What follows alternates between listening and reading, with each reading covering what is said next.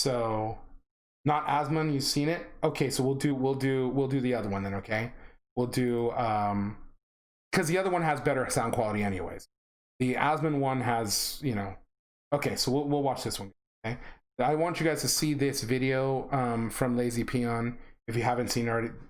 Is one of the best. With the recent news of Amazon's New World being delayed until 2021 and many hungry MMO fans being disappointed by this news. And if you guys have any questions while we're watching this, if you guys have any questions, say something, okay? I've been researching this game for years. I'm one of the people that kickstarted it. So I know all about this game. Okay, so there's nothing I wouldn't talk about when it comes to this game. You guys have anything that you're worried about, anything you're curious about? Dude, just bring it up. We'll talk about it, okay? All right, here we go. I decided that today I want to talk about the upcoming MMORPG that I personally believe to be the most promising. Ashes. Now, that's not footage of Ashes of Creation, just so you guys know. Of Creation. Before we jump into it though, this video has no sponsor and took me a crazy amount of time to make, both with research, fact checking and editing. So if you'd like to support my work for free, this game has an affiliate program that there is no release date yet for this game, so now when it comes to, just so you guys know, just gonna say, when it comes to this affiliate program that he's talking about, obviously I have my own link. If you guys go down into the panels below, there's gonna be a picture of Ashes of Creation. All you have to do is click it, and then it will take you automatically to the Ashes of Creation website. If you have not registered yet, I highly recommend registering, because when the game comes out, you will get a free collectible that you get to put into your home.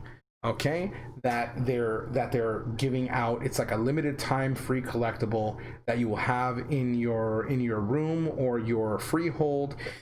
That is basically like kind of like dedicated to like COVID-19 type of thing. So there is no release to this game. It is on pre-alpha right now. Okay. Before September, receive a small in-game statue for your house to commemorate our struggles through COVID-19. So for those of you that have never heard of the game before, that's a really cool statue, dude. I mean, seriously. So in the description below, and all sign-ups to Ashes of Creation before September receive a small in-game. Hey, look at that. That's a really cool freaking statue to put in your house. I would love to have that in my house. Okay, I think that looks awesome. So I would love to have that in my freehold or in my house when the game comes. Statue. So you will get that for free if you do just register on the website. It doesn't cost any money to register.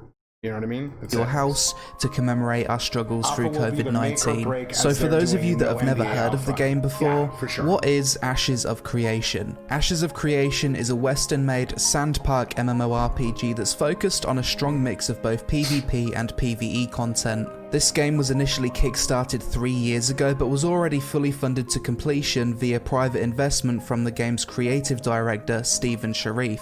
Unlike many of this guy, Steven Sharif, is so freaking awesome. Like, I'm a big fan of his. I know that sounds silly, okay? And not trying to freaking, you know, simp or anything like that, but I'm a big fan of Steven Sharif. Now, this is why. There's things I like about him, there's things I don't like about him. Get me wrong, but overall, big fan of his, okay? And this is why, okay? There's a lot of people that a lot of companies that are getting into MMOs, okay? I don't believe that they get into them for the right reason. Okay, I get it, it's a business, I get it. But this is a guy who has been playing MMOs for decades, okay? He's not that freaking old, he's way younger than me. I think he's still in his 20s. Okay, no, I think he's in his early 30s. Doesn't matter. Anyways, he's been playing MMOs for a long time. I think his first MMO, he said, was Neverwinter, back when, you know, there was dial-up and you had to pay, like, I think he said something like $6 an hour or something like that to play online, to play the game online.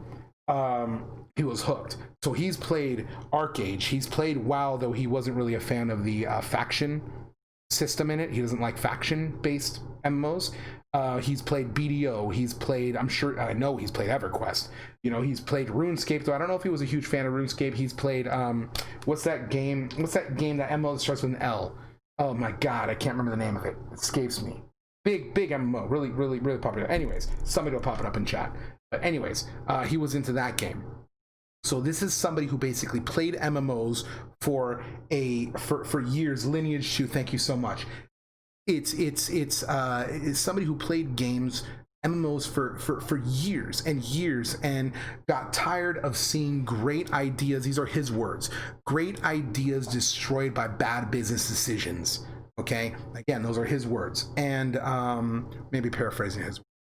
And decided, if you want something done, you got to do it on your own. You got to do it yourself sometimes.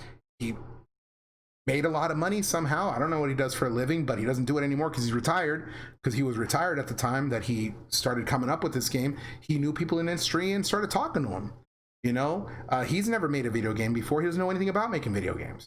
You know what I mean? I mean, more than, more than what he's like just researched on his own. But he never, went to school for video games. He's not, he's the brains behind the vision, I guess you could say. And he has a team of people working behind him that are the people that are actually going to create it, that are going to actually see his vision come to life. That's what they're doing. But it's just one of those things that we've seen so much good and some bad. Don't get me wrong. I wasn't a fan of Apocalypse in any way, shape, or form, but it seems like they distanced themselves from that, so I don't feel the need to really talk about that much. You know what I'm saying? But it's just one of those things that he really, really, really seems to understand the things that we want as MMO gamers, because he is an MMO gamer himself. Okay, and that's really important to me as a player and as a consumer. You know what I mean? So APOC was for testing. It served its purpose really well. Okay, now I don't want to get all into this. Hey, Aerodol, thank you so much for the raid. I really appreciate it. Hey, how you guys doing? Now, I don't want to get all into the whole, Apocalypse thing too much, but I know you say of course, brother. How's the stream going? It's fantastic. We just finished our hardcore World of Warcraft stream, and we decided we're going to talk Ashes of Creation for a while. So we're going to watch the Lazy Peon video, and we're going to talk about that, and then we are going to watch the Q&A by Summit and Shroud, and we're going to talk about that. And if you guys want to, add in anything about this, by all means, please. If you guys are interested in Ashes of Creation or what have you, feel free to join the conversation. Right now, Apocalypse was just brought up, and, somebody stated that, like, it served its purpose because it was to test the battle system. And I know that that's what they said. But at the same time, I really feel at the timing that they brought it out, it was when Fortnite was like in its heyday and battle royales were like the thing.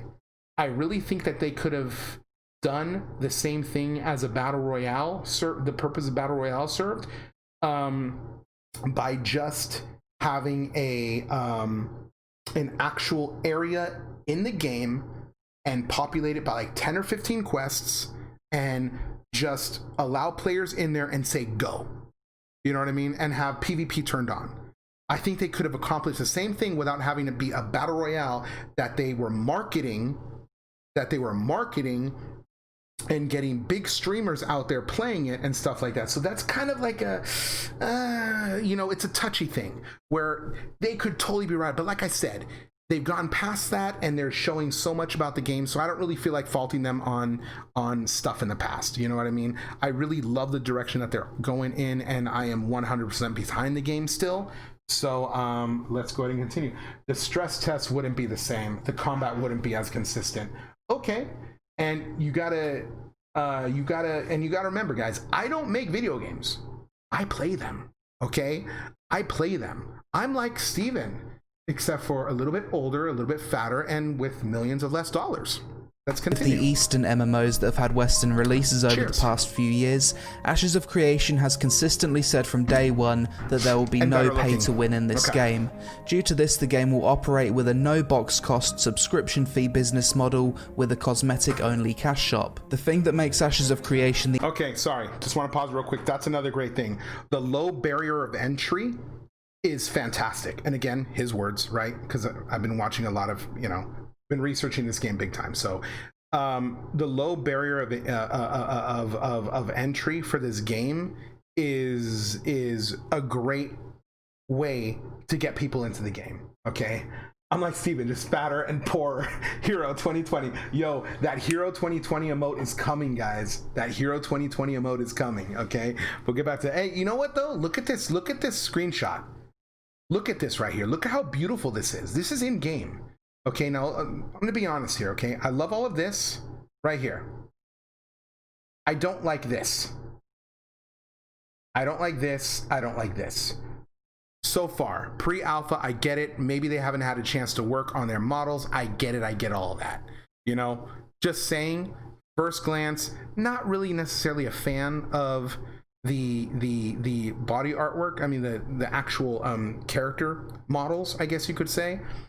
This is kind of slightly bobbleheadish. You know, it seems to me a little bit. You know, maybe the characters animate a little bit too small for me. I don't know what you guys think. But that's just something really quickly, since we were on this screen, that I noticed that I wanted to point out. Okay, let's keep going. The MMORPG that I'm personally the most excited for is the sheer scope of the project. This game seems to be combining all the best aspects from all the top MMOs over the past 10 years and combining it into one game, with all of that being tied together by the game's most unique feature, its node system. Yes! Yes! Throughout the world in Ashes of Creation, there's points of interest on the map called nodes. These nodes are basically areas that can progress to different stages of civilizational development as players kill monsters, quest, gather, and adventure within that node's area of. Which means that no two servers will ever be alike. Okay? That's something that I guarantee you. Let's say that there's 50 servers on Ashes of Creation. Let's just say there's 50 servers on Ashes of Creation. There is not one server that will be like another server. Okay, just simply because the server, when you get into a server, it's basically a world that's bare bones. You're going into a forest with nothing in it. Where you decide to put your camp down is your choice. There's nobody telling you this is the place where you're supposed to put your camp down.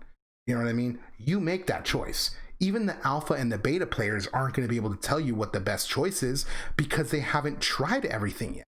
There are infinitely more possibilities with this kind of a system. Thank you so much for the follow. I appreciate it. There's so many different aspects to this system. You know, like if you have you know, one group of people that decides to go over here and another group of people, you know what, we want to go over here and, you know, start our own thing over here. You know, they can do that. You know, going into this game with a community of people behind you, involved with you, is going to be a huge thing. Okay, sorry. Influence. Starting out day one when the game first launches, the world will be pretty empty, but let's say you and a group of friends all decide to kill mobs and gather in a certain area. Over time you'll be contributing XP to that area's node, and an expedition will appear with quests. As more players are drawn to that area, it will level up into an encampment with more quests, more NPCs, and more opportunity. After that, the node levels up into a village, town, city, and finally a giant sprawling metropolis. Look at how freaking gigantic that is. It went from being that place with just like three tents and a couple of, you know, random strays who say, hey, you know, do me a favor and get me some herbs for my tea, to this, where you have, like, you know, politics and mayor and, you know, people building shit, and you got your home and all this stuff wrapped up into it, you know. And one more thing about the nodes, the node system, it's one of those things that it makes it a whole lot less stressful, in my opinion. Of course, I don't know the game yet, and we haven't seen it out yet, so this is just all theory crafting, right? So it's just gonna make the whole desire and need for expansions a whole lot less. Because if you guys want an expansion, dude, all you have to do is blow up your neighbor over there, okay? And start leveling somewhere else. Consider that an expansion. Because when you do that, you might unlock a whole other dungeon, a whole other sets of things that are going to unlock because of something like that.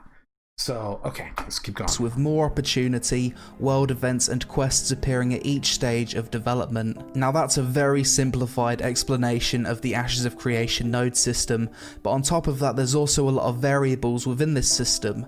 For example, at launch there will be 103 different possible node locations, and the location of that node dictates the quests and world events triggered upon development. At this point you're probably thinking, well, what happens when every node reaches its final stage? Wouldn't that become boring? Well, due to how the system's designed, this isn't possible. In leveling up one node, you lock out the possibility for adjacent nodes to grow to the same size. To change this and de-level a node so that adjacent nodes can progress, players will need to participate in a PvP node siege to destroy a city, for example, so the town node near to it has room to grow and different content can then be unlocked. The way this system is designed intends for long-term player-driven replayability, where each server will have a different history of development and unlocked content.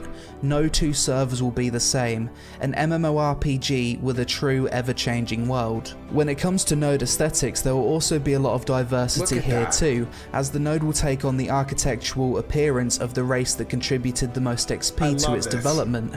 So let's say a guild of orcs went to an area and contributed the most XP to a node, building it up to a town. You've then got a town with an orcish aesthetic. Maybe a guild of dwarves wanted to explore a node in the mountains. They could eventually have their own dwarven city in the mountains. The aesthetic of the node changes at every level of development based on the race that contributes the most XP to the node. On top of all this, each node in the world will be assigned one of 4 possible node types, with each having unique benefits. You've got divine, economic, militaristic, and scientific node types. Yeah, these node types are awesome because the different nodes are going to do different things, which means not every city is going to be the same. It's not going to be in a lot of other, MMOs that you've played in the past, right? Or what you're playing currently, where you go to every city and every city has the exact same thing as every other city. That's going to make reasons for you to travel around and visit different places. They're not going to have World of Warcraft where everybody hangs out in this one city is like the main city that everybody hangs out and nobody goes and kicks it in Darnassus. It's not going to be like that, because of the fact that you have all these different nodes. There may only be like 3 auction house locations in the entire server that you're on. And speaking of that, that's going to make watching people stream so much more fun. Because imagine turning on somebody's stream and you see them running around and killing enemies that you've never even seen before. Or, shanking enemies with a sword that you didn't even know existed because you guys have not unlocked that content yet. Because you decided to build, fantasy land up in the mountains. You know what I mean? So maybe it's time to blow it up and go build somewhere else so that maybe you guys can unlock that kind of stuff. It's really, really, really cool. Rest in peace, Darnassus. Was it ever really there? All right, let's keep going to trade nodes. Yep. Yeah, so you feel what I'm saying, man. I love it. All right, let's go. Advancing a scientific node over an economic node, for example, will give different building options for players to manage in the node, such as libraries, colleges, and artisan buildings, whereas if they leveled up an economic node, they could build markets, stock exchanges, and trade-focused buildings. Each node upon hitting the village stage of development will have a 1-week cooldown before node elections begin. In this, players can try to become the mayor of the node. As a mayor, you get to allocate resources, set the tax rate, and initiate quests to advance the node, as well as choose building projects contained within that node. The way the mayoral election system is designed is different for each node type. And I love this right here. When you're building the place, you're actually watching it go up, and then you get to a point like where, okay, the building is stalled and it says, we need a whole lot of this or that to continue the building. Okay, what do you need? Or how much lumber do you need?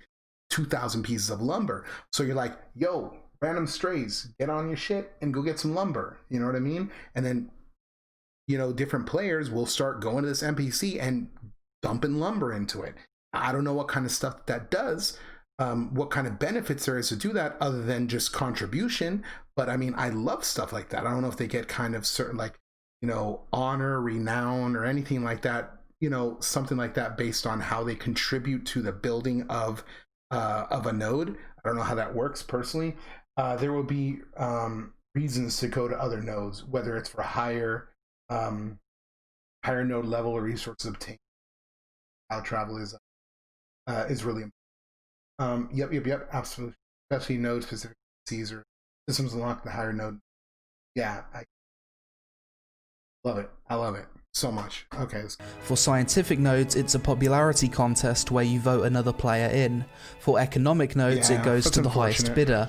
For divine nodes, the player with the most node-related service quests completed will become the mayor, and militaristic node mayors will be decided via a last man standing battle royale type minigame where players interface through a champion rather than their own character. Obviously, bad mayors will be a thing that exists in this game, so every month the election process will happen again so that other players have the chance to challenge for mayor. Other than Would you say killing mobs supposedly drop certificates over raw gold and you can sell those at your node or travel to a different one for a higher price? I love that.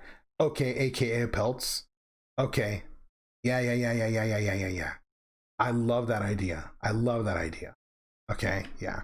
Anything to get people using those using the caravanning system is brilliant, in my opinion. On its node system, Ashes of Creation is also aiming to have a diverse range of content to appeal to pretty much every type of MMORPG player. Let's start with some of the PvP content that will be present in this game. PvP content in Ashes consists of open world flagging, caravan PvP, duels, battlegrounds, castle sieges, node sieges, arenas, and guild wars. But before all of you PvE players get scared off at the thought of open world PvP, you'll be happy to know that this game has anti-grief mechanics in the form of its corruption system. When it comes to corruption, players have 3 states. You know, I'll be honest, when it comes to the PvP, I really wish that there was a server that was only where they do node PvP and caravan PvP. And you can do arenas and battlegrounds and shit like that too, but absolutely zero open world PvP. That's just my personal thing. I wish that they had that. Is that a mountain that I'm gonna die on? Absolutely not, dude. Absolutely not. Go ahead and gank me, motherfuckers. Bring it. You know, you'll probably win. You know what I mean? I'm not that good. Seeing how beneficial it is for both sides. Wait, would you say caravan PvP is probably going to be the most common you'll see? Seeing how it's beneficial. I see what you're saying. But I'm not the best player, so I'm a stream snipe you. Bro, you don't have to stream snipe me. I mean, you don't have to stream snipe me. You just look at me, I'll probably fucking die. I'm not that good. Alright, let's go. Green, non-combatant. Purple, combatant. Red, corrupted. I'll always be a non-combatant, dude. I'm telling you. Like, somebody comes at me and tries to take my spot, I'm just gonna be like, oh, my give up, like freaking, what's that, Jar Jar Binks and shit, and just freaking sit there and like throw my weapon on the ground. That's me, dude. You can have this spot. I ain't gonna die over this shit.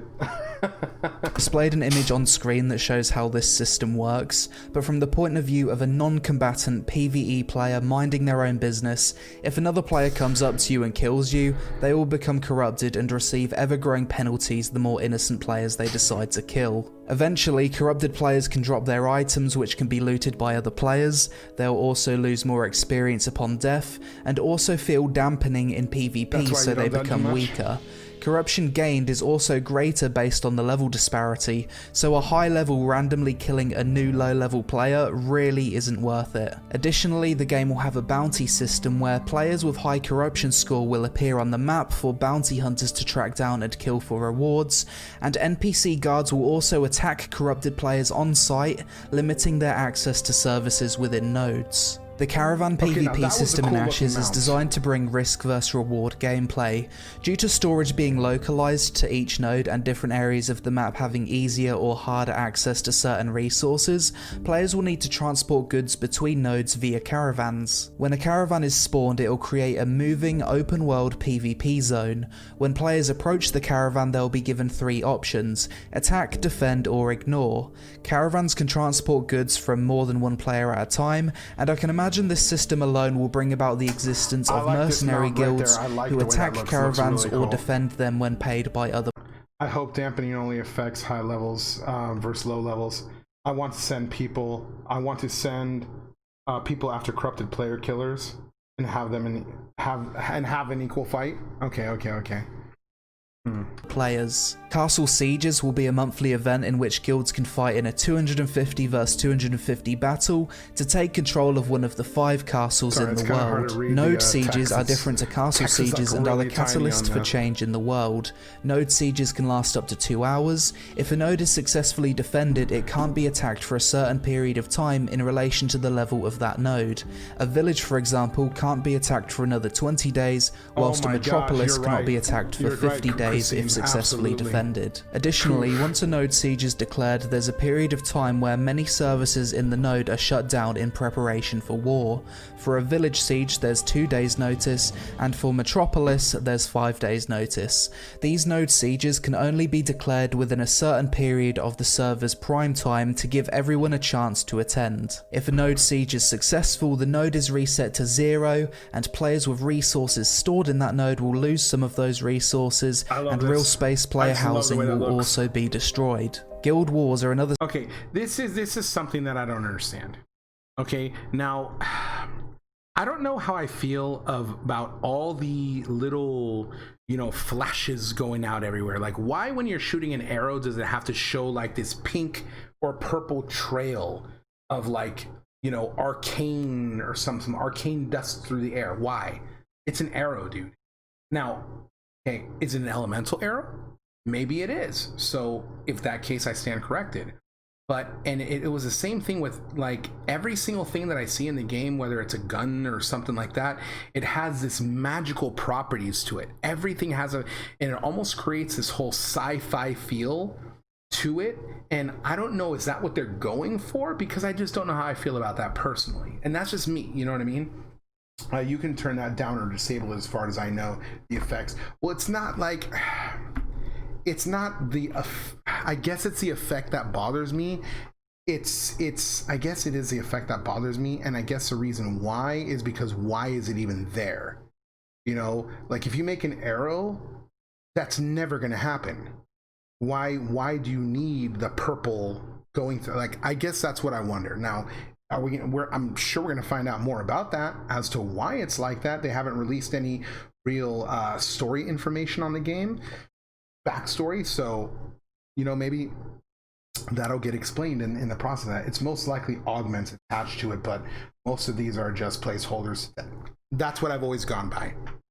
I've heard people complain about this to me, and I normally say to them, I think those are just placeholder animations, which would make sense. However, since I don't know that that's what it is, and we're talking about it right now, I felt the need to bring it up so that you guys can give your 2 cents on it too. I'd say look more into that in Alpha 1. Absolutely. Some people like that, so they put it in. True. Some people do like that kind of stuff. Yeah, effects combat only has 1 pass on it mostly. That's true. The separate PvP system in Ashes of Creation, which basically allows guilds to declare war on each other and receive certain objectives to meet a victory condition. This system isn't fully fleshed out as of making this video, but it seems like a more in-depth version of what Black Desert Online currently has, with objective-based components mixed into it too. Guilds can be at war against multiple other guilds at the same time, and guild wars operate outside of the game's corruption PvP flagging system. I think duels, battlegrounds, and arenas are fairly self-explanatory. You know what I think it is? I think it's just a little bit too much. Because when you do in animation on every single thing, it kind of makes an animation that you might get not that special anymore. You know what I mean? And it's kind of like, do you guys remember when you played an MMO and when you pulled out your first sword that was glowing? Do you remember the way that felt? When you pulled out that sword, you saw somebody run around and their sword was glowing at their hip. You guys remember how that, and you were like, oh my God, how do you get that done? And everybody's paying like freaking millions of dollars for this enchant. It's kind of like that. You know what I mean? When you're giving it all for free, it's just kind of, I think it just kind of dumbs it down a little bit. That's just my personal little thing. I could be wrong. When you see the classes, what do you try? They got what, 68 classes? No, they don't. And this is the thing that people got to understand. They don't have 68 classes. Okay. The game has however many classes that they have. Let's say that it's 10. Okay. Now, what you can do is you can morph those classes into combinations of classes, and they've gone ahead and given those classes their own name. Okay. However, they're not whole new classes, though they're trying to get them to play unique enough from one another so that they feel like a different class. You know what I mean? If that makes sense. However, it's still going to be, you know, and the class is going to have a new name and everything like that, but it's not one of those things like 68 independent classes like what you're thinking. You know what I mean? So look at it that way. You know, by saying something, and I know a lot of people, I've heard that when they said 68 classes, people freaked out. Like, oh my God, how are you going to do 68 classes? And I honestly think that was a big mistake, personally. You know, and just because, or maybe it required a little bit more explanation. So in my opinion, the best way to think about it is they've got, you know, their base classes, and those classes can intermingle with one another, and that intermingling will create where, you know, a fire spell is not necessarily a fire spell. It could be a frost fire spell. It could be a lightning fire spell. It could be a, you know, a fire arrow. It could be, you know what I mean? It could be so many different things based on who you intermingle that class with. You're going to have your abilities are going to be different, you know, so you're technically, they want to make it different enough so that it feels like you are a unique class, but it's going to be close enough to the other class where it's not like you're going to go into La La Land and not know what to do. You know what I'm saying? So I just want to make sure that they have 8 archetypes and the combo is 64. Okay, yeah. Those streaks hurt your eyes. It's like tank plus other class equals turn the dial towards more support, DPS, utility, survival, etc. Each class will just change how current skills work. Absolutely. How your current skills work and how they feel. You know what I'm saying? So, and that's honestly, in my opinion, that's a great thing. That's a great thing, because who wants to play an MMO where you feel like everybody else? You know what I mean? Like where a wizard is a wizard is a wizard is a wizard. I don't want to do that. You know, I don't want to have some meta. I don't like meta classes. They're boring. You know, let's have some fun. Let's sandpark the shit. You know, their words. You know, let's go full on. I'm full on with that, dude. Features that Ashes of Creation will have that we all like to see in MMOs, but overall when it comes to the PvP content this game will have, it sounds like everything I've ever wanted in an MMO. It's a great system, heavily Arcade inspired, but I think only like 30 at the most will be viable from those 64. You know, I see where you're going for, but I don't think that it's anything about viability. I really don't think. I don't think that this is that type of game. It'll be like Wizards with times 8 different outputs, and within those outputs different builds. Yeah, if that makes sense. Yeah, it does make sense. Same as, actually, you know what the difference is? I think that there'll be like, you know, some wizards that are casting wizards, some wizards that are more like, you know, battle wizards, some wizards that are more like, you know what I mean? I think it's kind of more like that. And I don't think it's just going to change, you know, only the, you know, I don't think that you're necessarily going to fill the same role in battle. If you combo with somebody else, your whole role could possibly change. You know what I mean? I'm sorry, mate. MMO will also have meta. It will be figured out. No, I'm sure it will have a meta. I mean, everything's going to have a meta. Like, you can, of course, use anything, but some sort will be better than others, which is fine, to be honest. But what I mean by, I'll explain what I mean by that in a second. Arcade overturned it with the third tree, which is many viability, because third tree just makes complicated ruin combos. What I mean by no meta is that, you know, I keep on talking about World of Warcraft because that's legit what I was playing before that. I was playing classic WoW, but hardcore, like permadeath. So I was playing that. And with that, it's a very, very, very, it's a game that's all about getting to the destination, to the end game, where the game begins. Final Fantasy 14's like that. You know what I mean? Freaking WoW's like that. Pretty much almost every single MMO that comes out is like that. Rinse, repeat. Get to the end game where the game begins. You know what I mean? And Ashes of Creation feels to me like it's about the journey, not the destination. You know what I mean? That's what I kind of meant. Someone will always find the best combo, and that will be meta. True. The thing people need to understand as well is that the game will have balance around 8 party size, not solo patches like WoW or other. Yeah, I think that's great. 8 party size is kind of big. It's really exciting to see how that's going to work. From the risk versus reward of the caravan system, to node sieges being the catalyst for change in the world, to the prestige of your guild owning one of the 5 castles on the server, it seems like this game has PvP content for everyone from casual to hardcore and everything in between.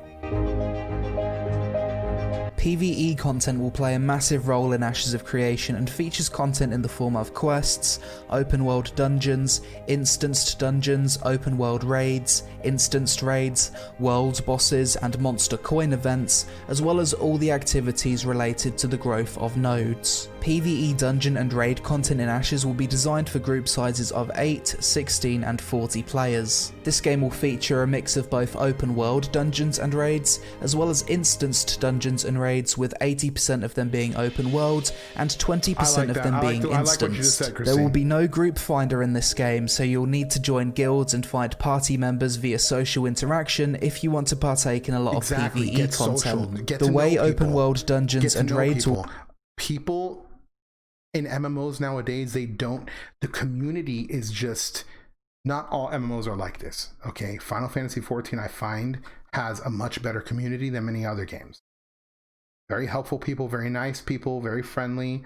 There's some MMO communities that are more toxic, you know what I mean? But so, yeah, I was just gonna, social aspect is freaking huge. You know, took the words right out of my mouth. It is freaking ginormous. And if you don't want to play a massively multiplayer online game, then play The Witcher. Okay? Great game. Great game. But tailor that shit to you.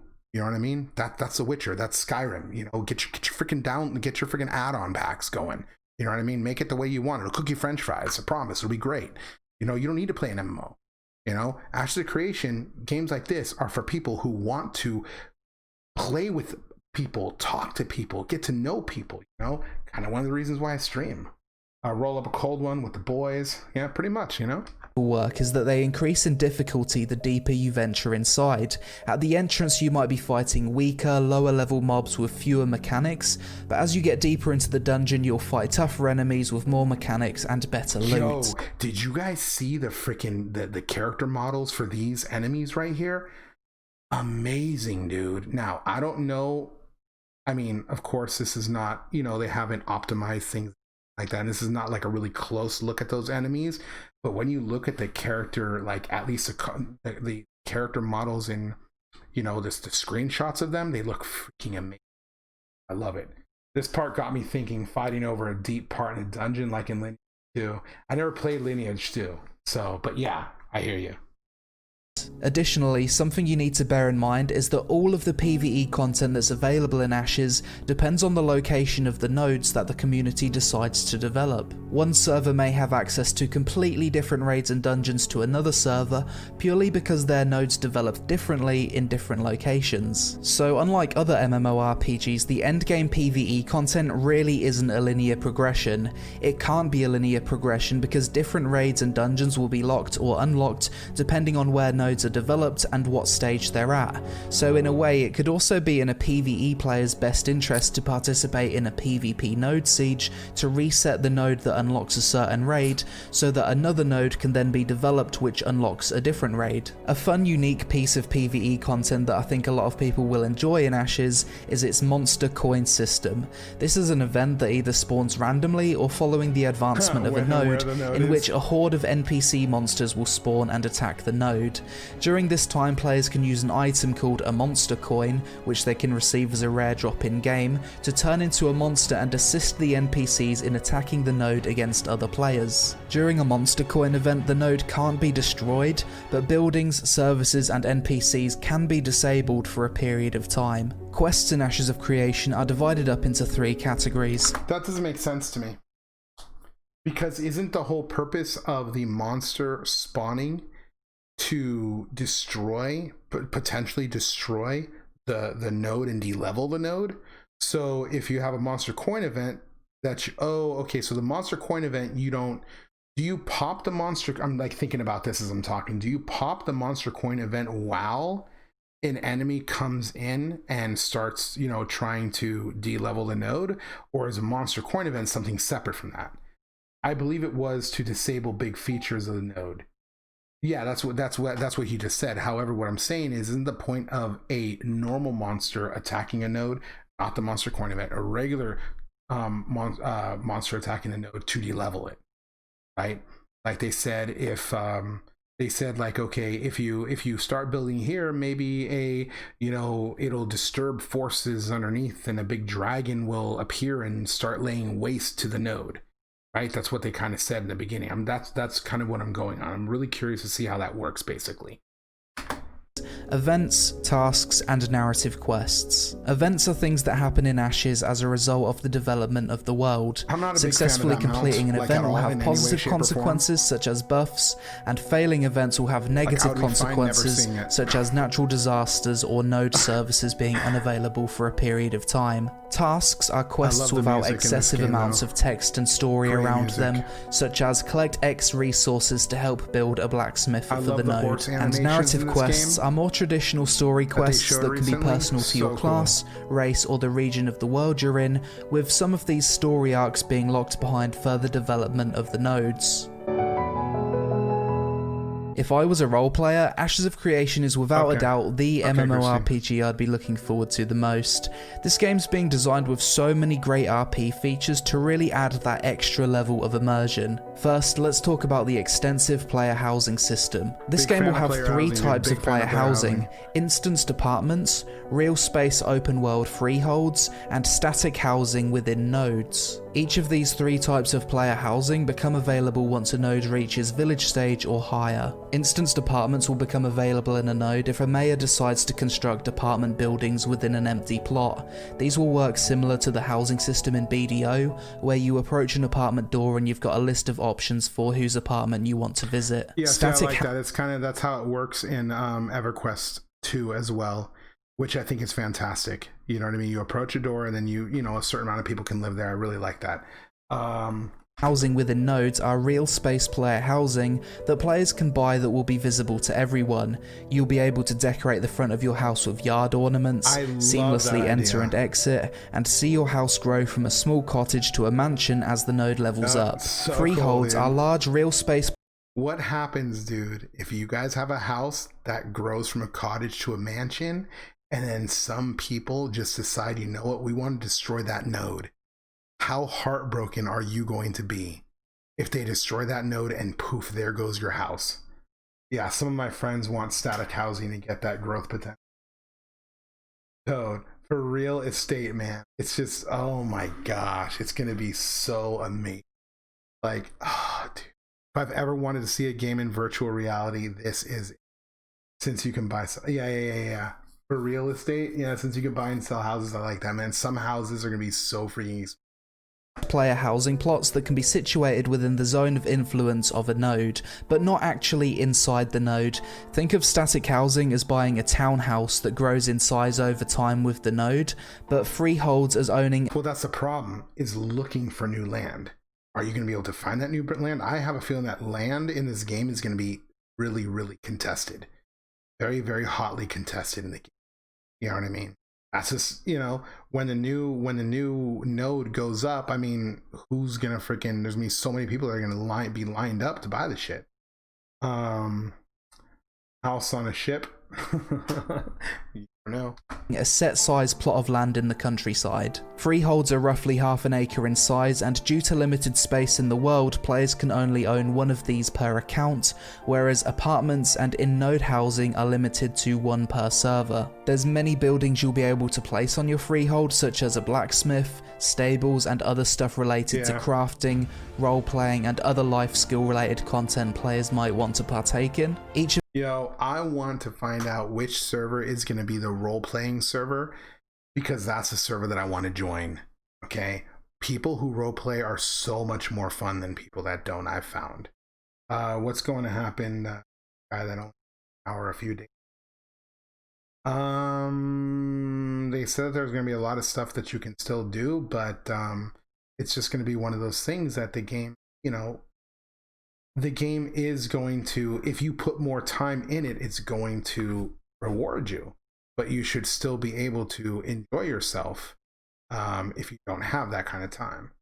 You know? So that's just the reality of gaming as a whole, unfortunately.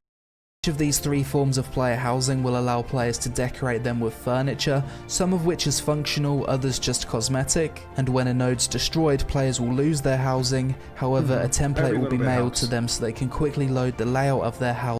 And honestly, to what you just said, brother, what I recommend is that you just find a group of people, like a good community to hang out with, you know what I mean? And this was Azazel. Find a good community of people that you like kicking it with and, you know, talking to, and just make sure they're not people that are kind of like, well, you know, you need to put this much time into this and yada, yada, yada. You know what I mean? A come and go type of community that understands that real life comes first, but they're really great people to talk to and be around. You can find a community like that, man, and you can just have a freaking grand old time with them, regardless of how often that you can play the game, because when you know the time that you put in there, you're gonna have a great time. That to me is, in a game like this, is more about your community than you know what I mean, the content itself. Housing hassle-free when they eventually find a new home. Exactly. As with every good roleplay MMO, Ashes of Creation will feature a wide range of races. Currently the game is planning on 9 playable races for launch, each of which have different cultures, which will be reflected in the appearance of nodes that they contribute to the most. You've got 2 different variations of humans, dwarves, elves, or... Okay, I'm sorry, I keep on pausing this. I've got to say how much I love this. Okay, this is a big deal to me. Reason why is because I've played a lot of MMOs in my years.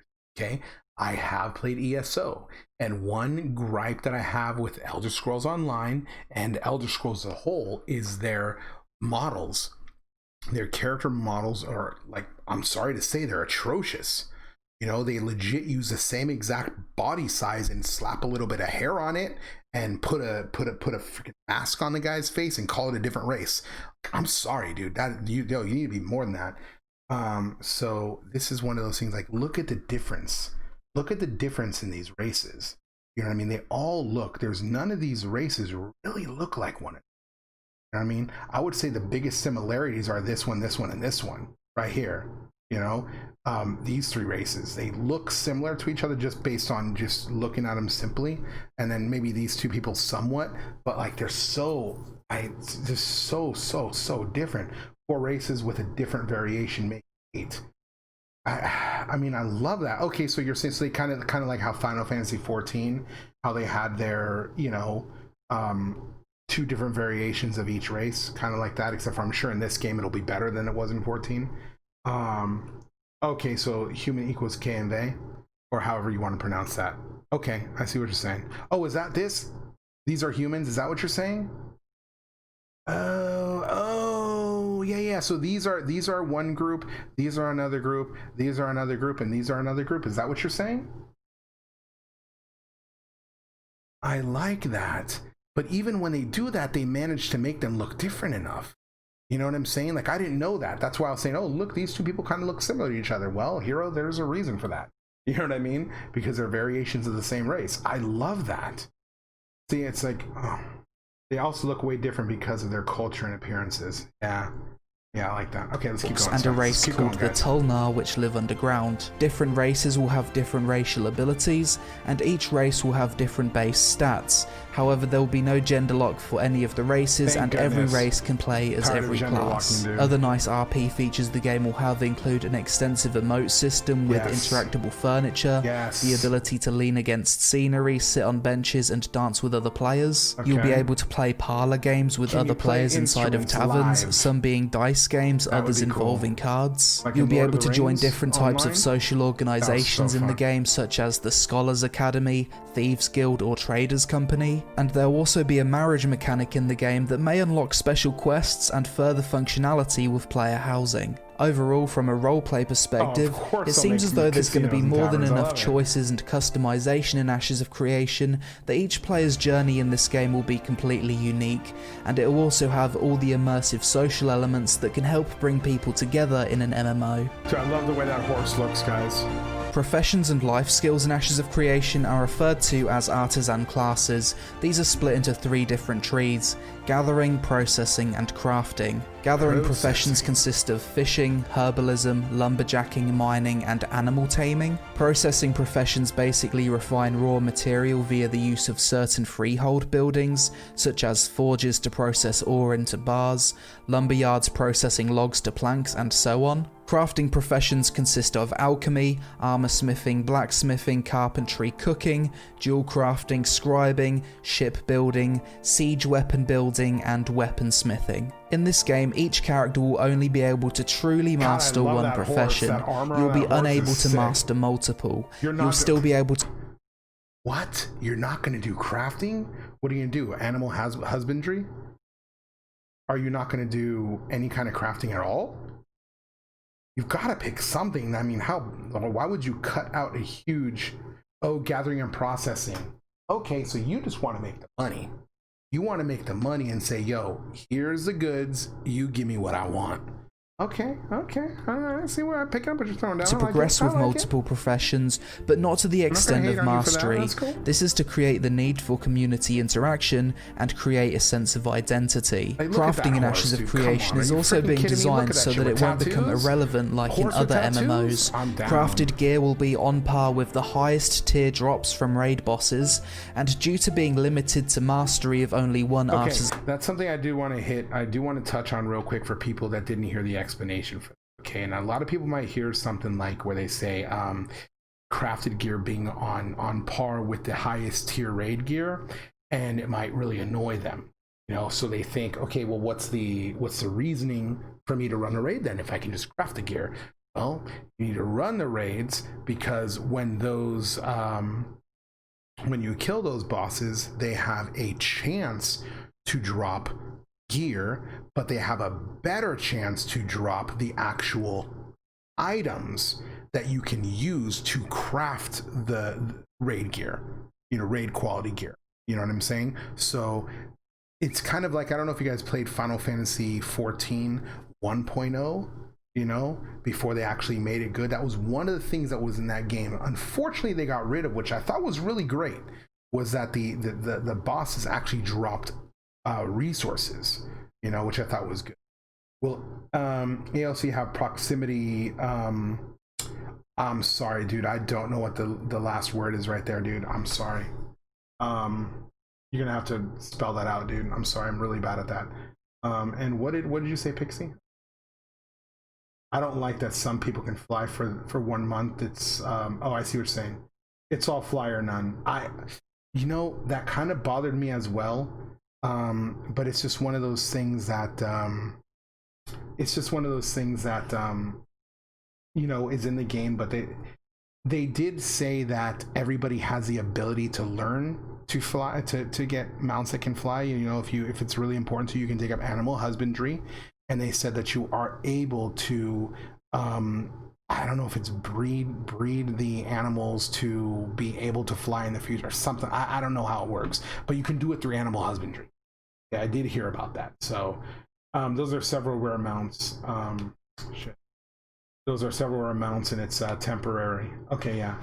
I'd argue that flight is necessary. That is a necessary carrot to get players to go for leadership positions they otherwise would have ignored. True. It'll have raid party. And what does Voight mean? Somebody tell me. I'm sorry. I'm gonna be so annoyed when I find out what it means, and I'm like, oh, of course I should have known. But there's a glide for everyone. That's true. You can breed a dragon egg that drops from a legendary world boss. Is very rare. Okay. And only 10 to 20 people will be flying in one server at a time. Basic. Voice. Okay. Yeah, I would have never thought that's what it meant. Voice comms. Okay. Voice over internet protocol. Thank you very much for telling me that. I would have never gotten that. 43. know what I mean? Freaking boomer. All right, let's keep going, guys. Let's keep going.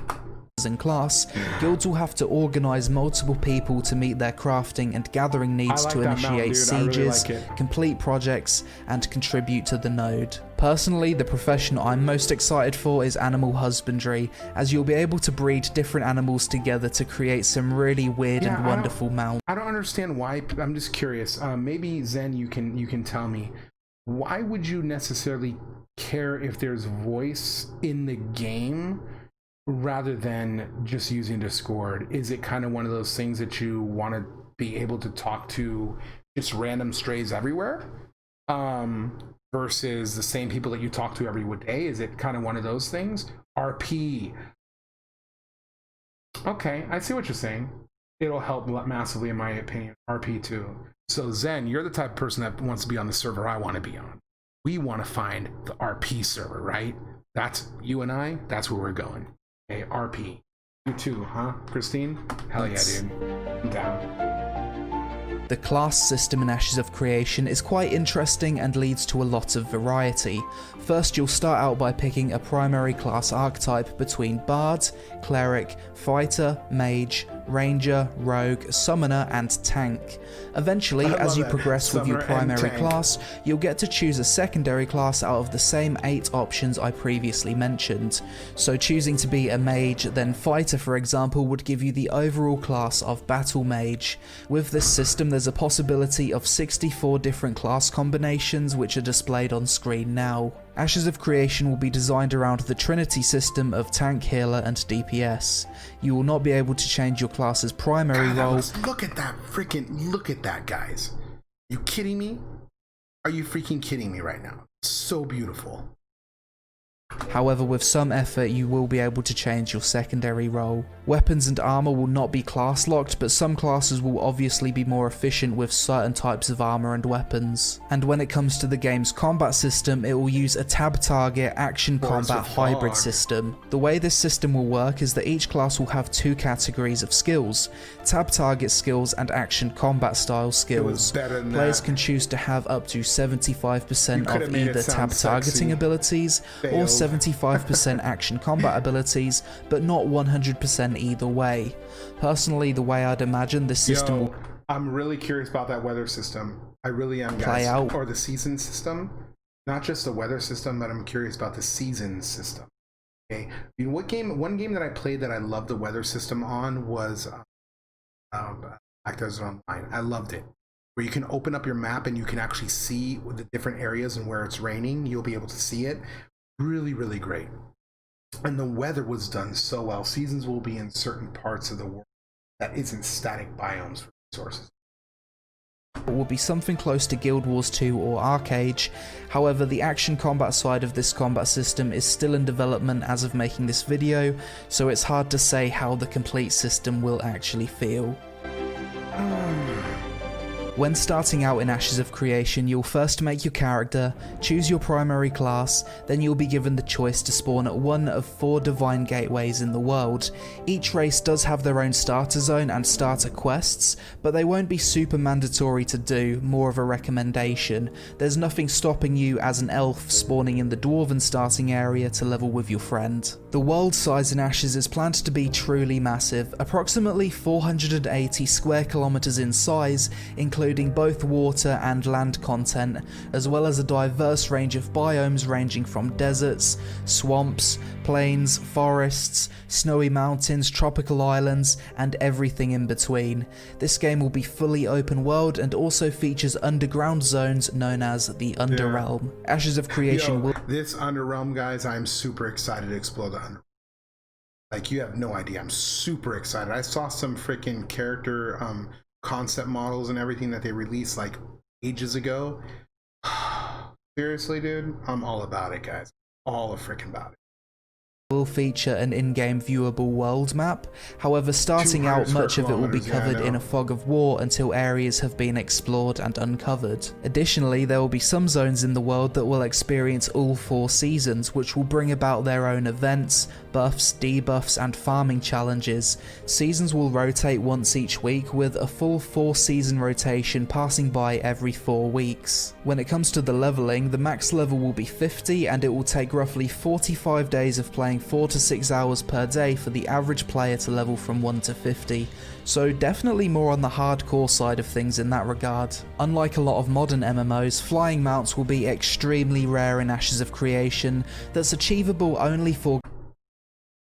All of Sacramento is 250 square kilometers, while the whole world is 480 square kilometers. Out of all, you know, that sounds interesting, except for the fact that you said out of all places you chose to say Sacramento.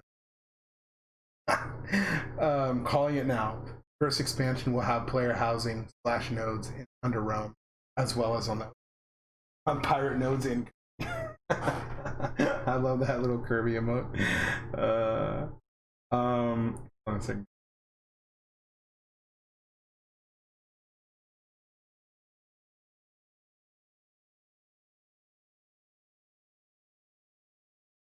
Huh.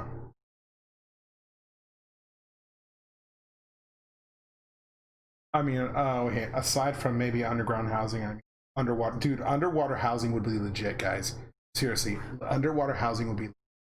Guild leaders that own one of the game's 5 castles, the mayor of Metropolis nodes, and through legendary limited time drag. Okay, so here's a question, guys. Okay, here's a question. I'm sorry about that. We'll go back. Let me rewind a little bit because I keep on interrupting. Okay, so will you know when they say they can be 5 metropolises at a time, does that include the Underrealm as well? Because I heard that you can have like big ass freaking places in the Underrealm as well, right?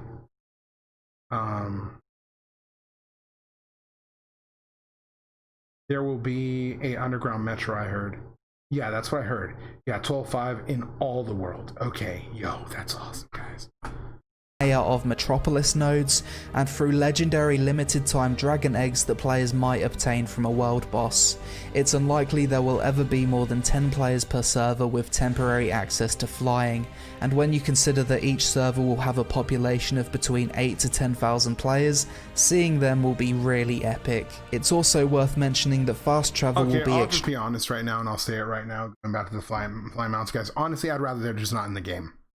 Really, I'd just rather they're not in the game. Okay, there's no reason if they can come up with a reason why they actually need to have 10 in the world, then I would say okay, that makes sense. But why even have them there? If you can only have 10 at one time, why even have them? So some people have capability of flying mounts, but can't fly with it without royal status. I'd prefer them not to be in it. It's supposed to be a symbol of status. No, you're right, it's supposed to be a symbol of status. Guess you could say it's an elitist thing, right? Never really been elitism in any of its forms, really. Although I do really like you're saying right now, Mesriel, I really do like the idea of having carrots. I really do like the idea of rewarding people and having something that's really great and work up to. But the idea of flying mounts, in my opinion, like it just like if there's one thing that a lot of games that have had flying mounts that it's really, really destroyed their content over, because you can just fly over the content. It just kind of makes everything else pointless. Now I get it, there's only gonna be 10 of them at a time, really, maybe in the world, and that may be a that may be one of those things that's that makes it so that it doesn't destroy things. Right, because there's only 10 of them at a time. But just having them in there is just, I don't know. It's my personal thing. I'd rather not have them there. But personally, I agree. I'd rather just not have them. That's exactly how I feel. Everyone likes being able to flex, and that's just one hell of a flex. You're true. You're totally right. That is, if there's one flex, it is your damn flying mount. Yeah, 10 to 20 that those mounts have a lifespan. Own it anymore after the time span. Yeah, that's true. So it won't be the same people over and over again. I mean, we'll see. We'll see. Extremely limited in this game, as the developers want distance to matter. The only form of fast travel that will be possible is if a scientific node reaches the Metropolis stage. will be really epic. It's also worth mentioning that fast travel will be extremely limited in this game, as the developers want distance to matter. The only form of fast travel that will be possible is if a scientific node reaches the Metropolis stage. At this point... So Sika, how did it work in Lineage 2? How did people take it? I never played that. Also remember how very hard it'll be to not only be a leader, but also get a node up to the right level. I would be surprised if we ever see more than 3 people flying. Maybe get leaders of castles who can keep it without being sieged from. Castle owners got wyverns. What I'm saying though, Sika, is how did it work though? What I mean when I say how did it work, how did people take it? How did the community respond to it, and how do they feel to, castle owners getting wyverns? They feel that was BS. They feel that it was completely unfair. Do they feel like how did the community respond is a better way to put that. How was it received by the community? Never heard any complaints then, but people were more receptive to equality back in the day. You know what? You're right, dude. Honestly, dude, you put that so freaking well, man. You put that so well. People were receptive to equality back. Now it's just like we live in a time where everybody wants everything to equal, and that's just not reality. They did say that guilds or players won't snowball with high rewards like, well, that's good. I mean, I guess we'll see though. Players can construct a building that offers fast travel only to nodes within the Metropolis's zone of influence. But that's pretty much it for my basic explanation of what Ashes of Creation is without going super in-depth on stuff. Next I want to talk about why I believe this is the most exciting upcoming MMORPG, and why this game isn't just a pipe dream, rather something many people, including myself, will be testing with no NDA before the end of the... But the thing is, I don't think he would answer it. I don't think he would answer it. I've asked so many questions and they've never gotten answered. Until the last AMA, they've really answered very basic questions that aren't, in my opinion, the really, really good questions. The only worry I have is that if the game starts with flying, how long will the devs hold out against a massive wave of players whining that flight should be easier? Honestly, dude, I hear you, dude. And honestly, okay, where I would rather nobody have flying, if they're gonna put flying in the game this way, I hope they stick to it and they don't give everybody. I honestly would rather the game not even have flying. I would rather the game have no flying than everybody have flying. I am just fundamentally against the idea of flying mounts. Of course, if I can have the only flying, if I can be one of the people with one of the only flying mounts, of course I'll take it. Hero 2020 for mayor, please, thank you. Anywho, if they give everyone a flying mount in the game, it'll ruin it. Absolutely, completely agree with you. I think the only chance of more people getting dies and else takes over. Wow, why did I read that out loud, dude? That's not going to happen. The guy's freaking. I know, that's so funny, and that's one thing that's so great about Steve being at the head of things is that, like, he's not solo funding this game. He's got investors and everything like that, but at the end of the day, this is his baby. You know what I mean? And he's not going to let some people come in and destroy his vision. If you don't want to play it, that's fine. Fortnite's better for you. You know what I mean? But a game like this is just, I really hope that he sticks to his guns. And he did say something. I think it was in the AMA. Somebody asked a question. He was saying, well, we want this system to feel a certain way. I can't remember what it was, but it was kind of pertaining to like a whole PvP thing. And, like if this is going to be fair or something like that, or, what about the people that are doing this, or it was something like that. And he said something like, well, we want the game to feel a certain way, kind of realistic. And he was explaining the idea behind it, and it made so much sense what he was saying. And it was kind of one of those things where you could tell when he was explaining it, he's not going to budge on it, dude. Like, you can go ahead and bitch about it all you want. It's not going to change. So get on board or, play some League of Legends. You know what I mean? That kind of a thing. And I loved it. I really loved that he said that, because I wish more people would. I think the only chance of... Oh, yeah. I already read that. Yeah, good thing about AOC is that there isn't suits controlling direction of the game. Not suits. This year.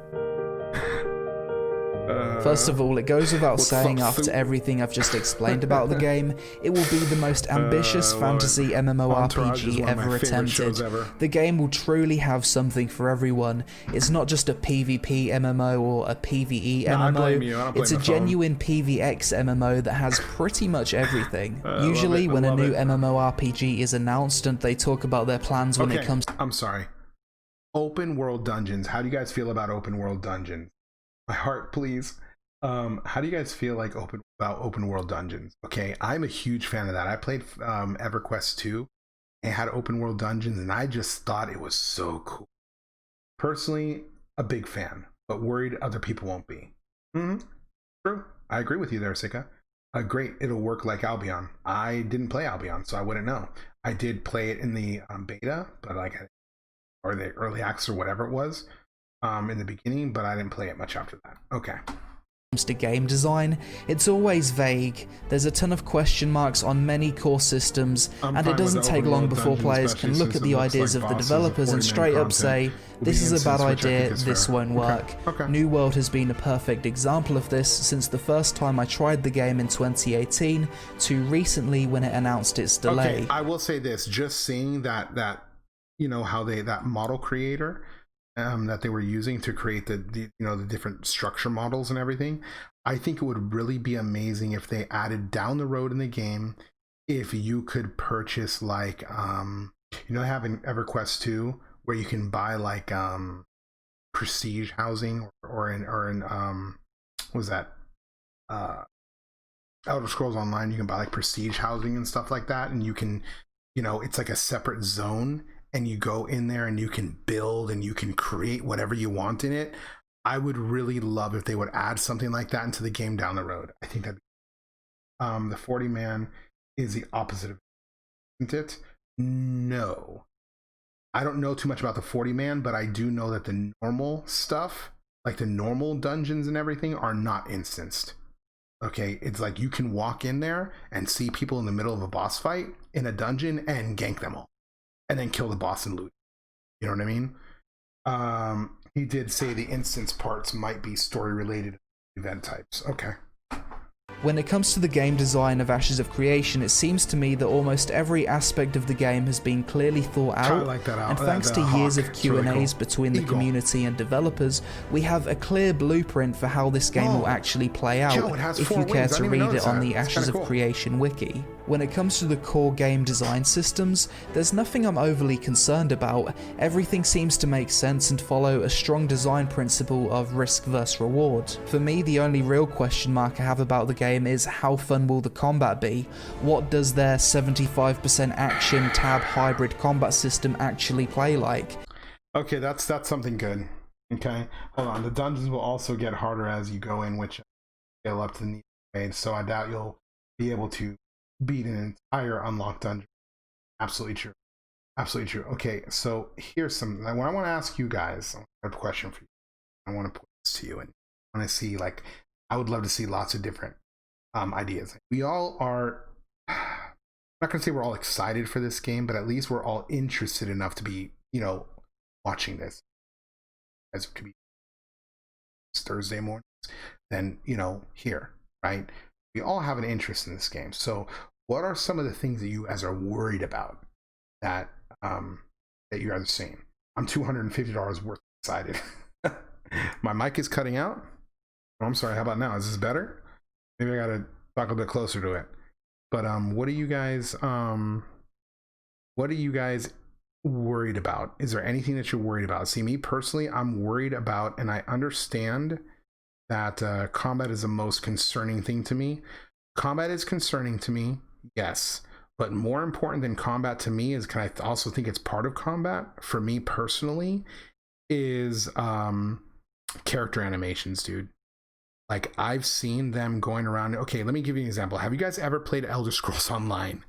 Have you ever tried to jump on top of a rock in Elder Scrolls Online? Like a rock that's this tall? Sometimes you can't even jump on top of it because your character just can't jump that high. It's really like, and the animations, the movement, it's so stiff.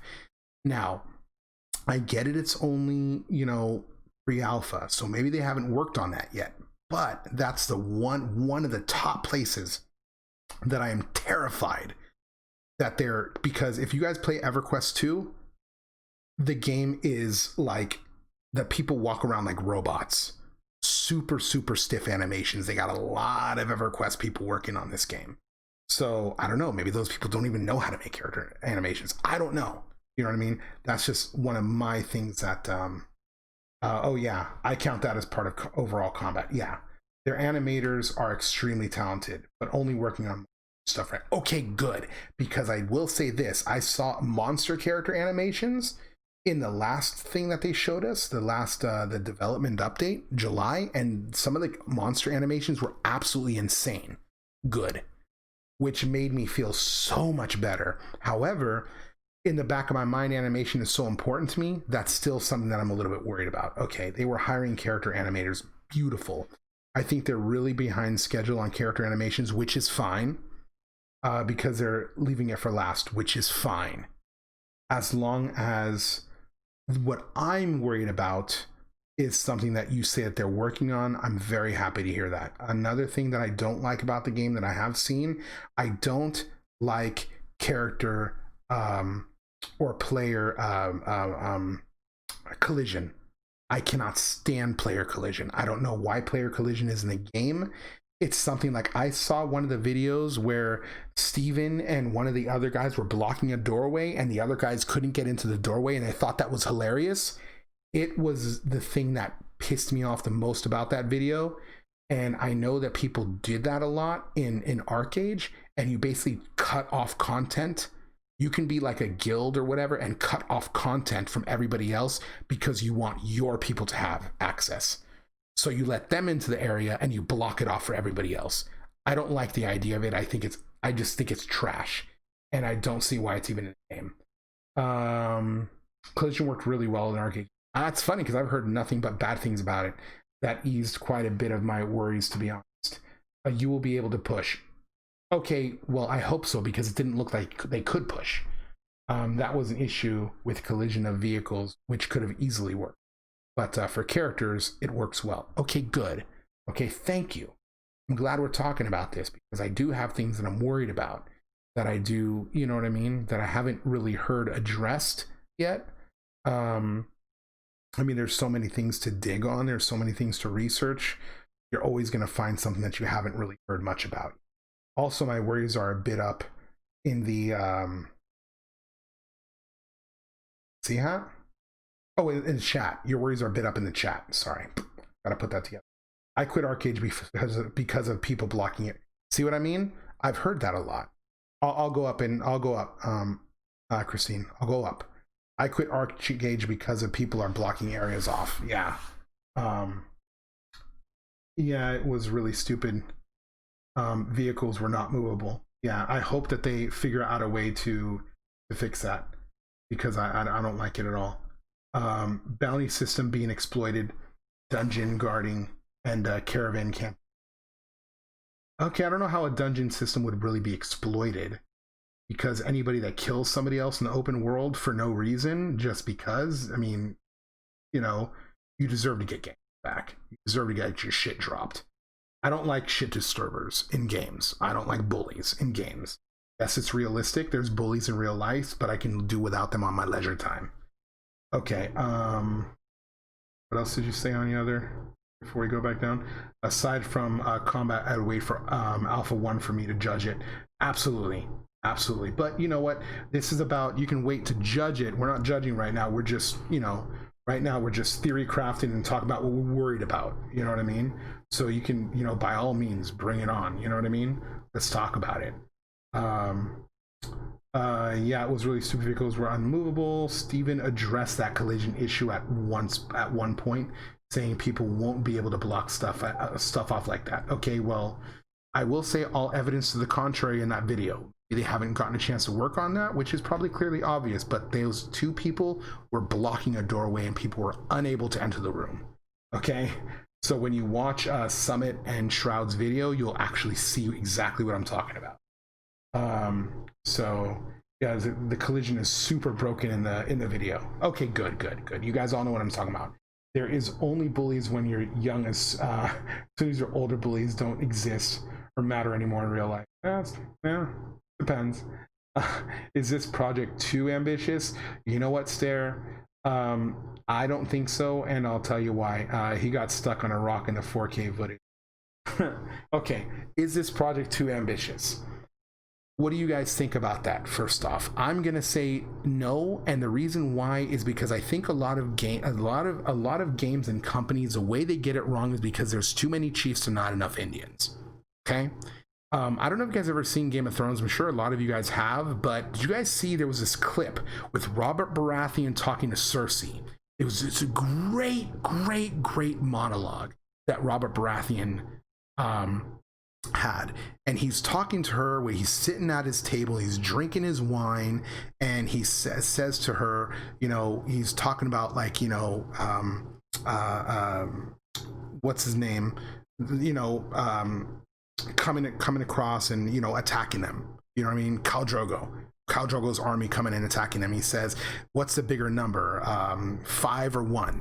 And she says 5. He says 1 army, 1 leader for 1 purpose. You know what I'm saying? That's why this MMO is, in my opinion, not so ambitious, because they are 1 army united by 1 leader for 1 purpose, to make the best fucking MMO ever made. Okay, and that's why I think this game is not so ambitious, because when everybody is marching to the beat of one man's, let me rephrase that, when everybody is marching to the beat of 1 person's drum, you know what I mean, you know what I mean, amazing things can get done. And I'm not going to get all political with you guys, but we see things happening today, you know what I mean, in so many different areas where people have, you know, in business and in politics and in this and in that, where people are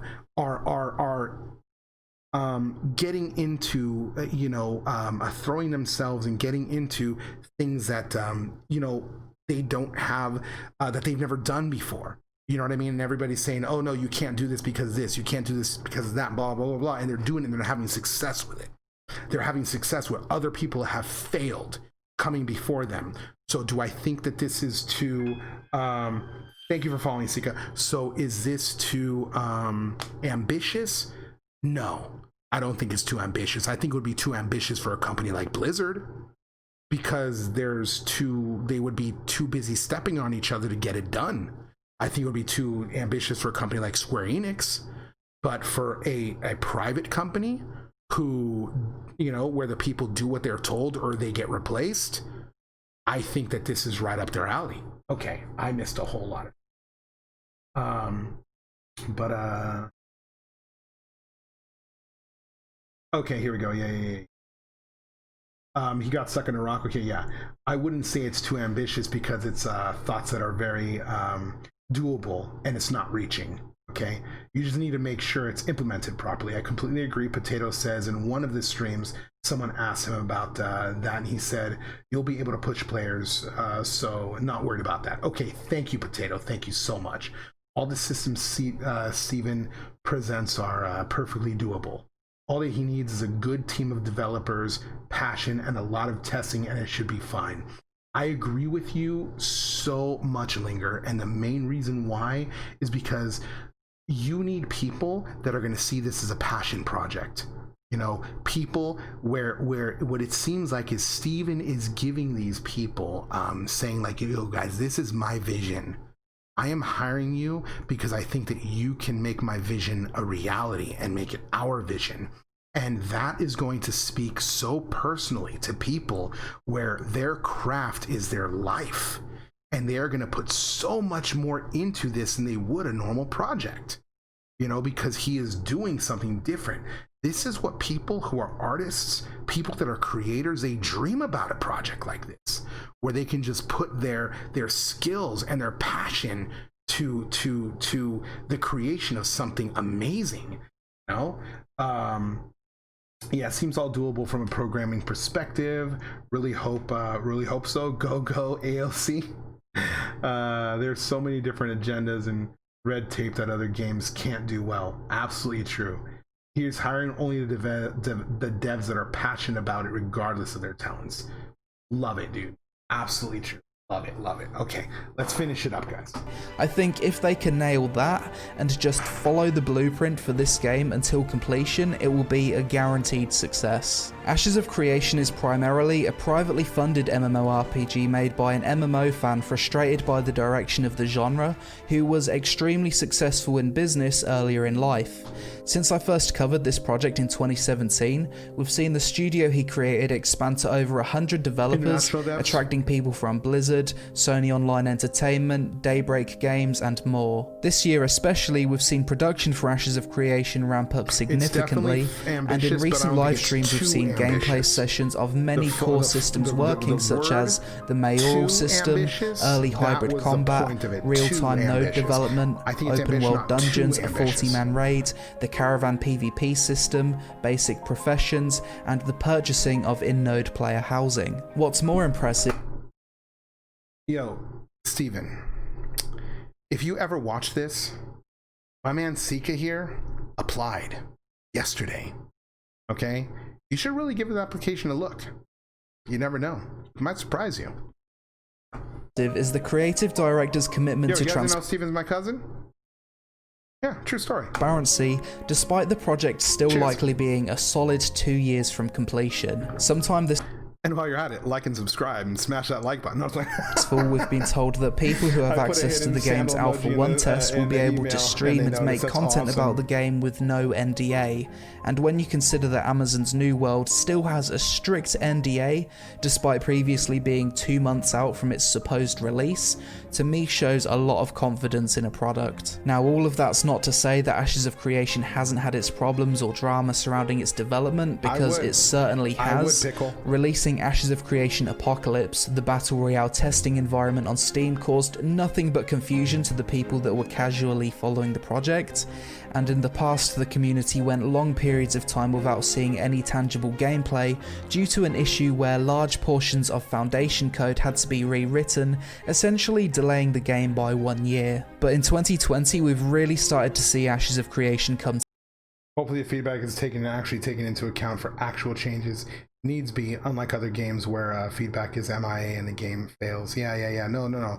That's one thing. Okay, one thing I also love about Steven, okay, again, I'm not simping on you, bro. If you're watching this, which you're probably not, but let's just act like you are, is that, you know, I've been in the Discord where he's actually come into channel and just talk to us. Like, hey, what's up, guys? What are you up to? You know what I mean? Like, holy shit, what's up, dude? Like, I recognize his voice right away.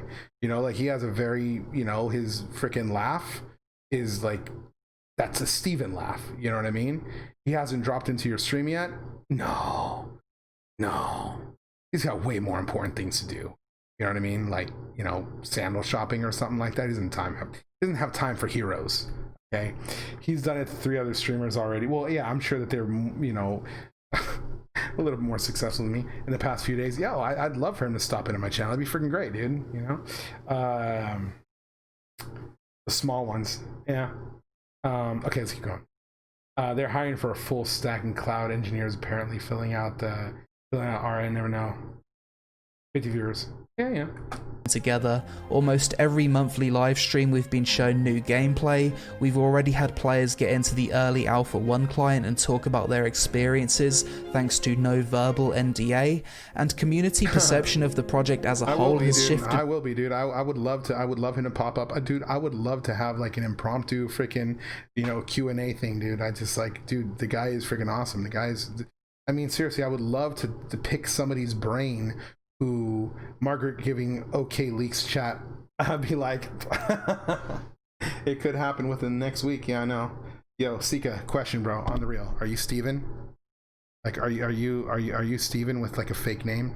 You know what I mean? Are you trying to like tell me to be careful? Should I shave my face and make sure like I look extra good? You know what I mean? Since I'm gonna be getting big times. He uses an Ashes of Creation main account. No, I'm sure he does. fucking around. From extremely skeptical to cautiously optimistic. Whilst there's still a long road ahead for Ashes of Creation, I have to say that in the 5+ years I've been a full-time MMORPG YouTuber, this is the only upcoming MMO that I've been able to look at and say to myself, if this game releases, it has a real chance of being the next truly successful MMORPG. Thanks for watching. Okay. Yo, seriously? That was really good, man. I'm a big fan of AOC. Like, the development of it is just something that I'm just really interested in. You know what I mean? On a side note, look at those video tags versus other MMOs. I'm sorry. Where? Basic introduction?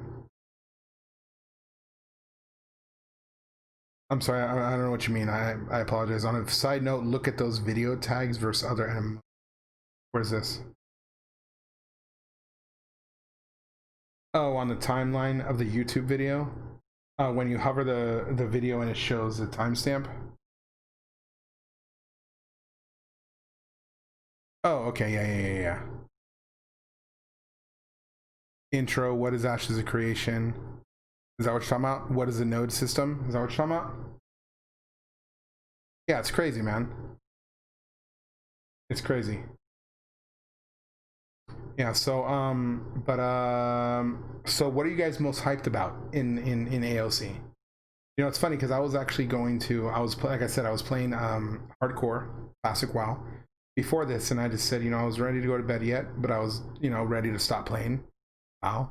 And I said, you know what, guys, we're gonna do a everything. I said, you know, guys, we're gonna go ahead and we're gonna go ahead and watch Tim the Tapman's interview with Steven. You know, we're gonna talk about it. And so I put it on. The audio was atrocious. You know, I couldn't even get the audio high enough for you guys to even, you know, hear anything. So I said, okay, we'll watch Summit and Shrouds, because that one, at least the volume is good. And I said, well, let's watch this before we get to that. And so we've just been here for the last hour watching and talking about this, which I totally don't mind turning on Summits and Shrouds if you guys want to talk about that one as well. However, I will be breaking it up on YouTube. When I release this onto YouTube, I will be breaking that up into a separate video, because that's just going to be too long. But as far as merchant potential and hiring stuff for me, yeah, I am really excited for this game. Really interested to see where it goes from here. The development on it is going to be something that, you know, paying a lot of attention to. I will let you guys. I am going to be doing a monthly, I guess you could say, video cast sometime soon with Mesriel. We were talking about it, but for now we will be doing, whenever they do the monthly development update, we will be streaming it live and we will be talking about it as it's going. So if, you know, you guys are really interested in Ashes of Creation, as it looks like you are, I hope that you guys will follow the channel and, you know, hang out with me, you know, and you know, be part of it, because would really love to, you know, get the opinions of more people that are interested in Ashes of Creation.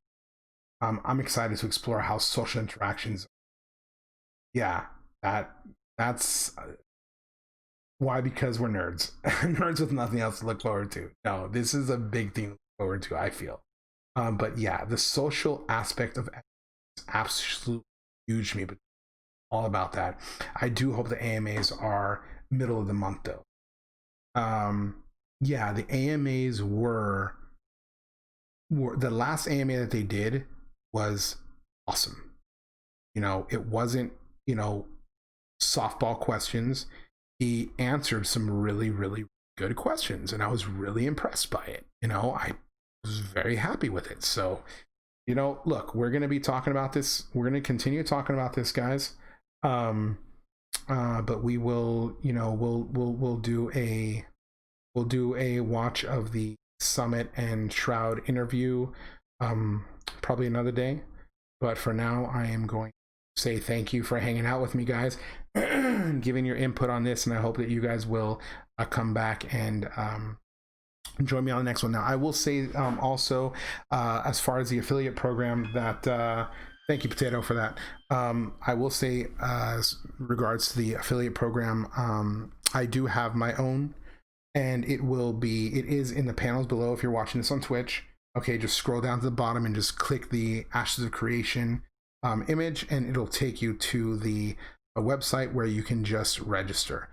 Register before September. You will receive an awesome collectible that you can put in your freehold or home when the game comes out. It's for free, and you don't have to pay anything to register. It's just putting in your name and yada yada yada, so you can see information about the game. Very basic. So if you do that, it'll help me out a great deal. And as far as anything else, you had yours since 2017. Yeah, so were you also in the Kickstarter? I also did the Kickstarter. But I'm not going to go anywhere. If you guys are watching this on Twitch, I'm not going. However, you did see this on YouTube. Thank you very much.